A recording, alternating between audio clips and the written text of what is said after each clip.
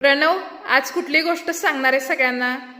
कोल्ह्याची आणि हत्तीची. सांग बरं. एक असतो कोल्हा, बर. एक असतो हत्ती. हा? हत्ती म्हणतो चल रानात ऊस खायला. बर. हा? मग ती जाते ती. हा?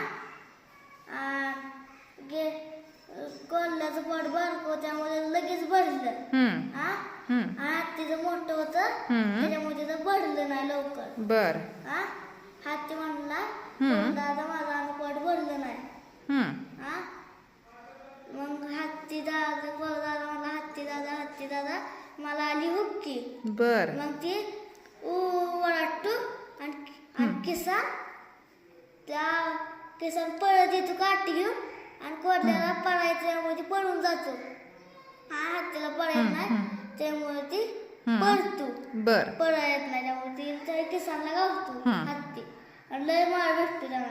बर. मग त्यांना घरी जायचं तेव्हा लय मोठा पाऊस आला आणि नदीला पाणी आलं. बर. आणि मग हत्ती म्हणला तू माझ्या पीठवर बस. बर. पाठीवर बस. पाठीवर हा. बस. हा. मग बस दादा बसला. जायच्या अर्ध्या नदीत हत्ती दादा म्हणला मला आली रोडी. मग हा दादा म्हणला मला रोडी गेली तर मी जाईन वाहून. मग मी त्याने केली रोडी कोल्हा गेला वाहून. होय. मग आता ह्या गोष्टीवरनं काय कळालं? काय कळालं?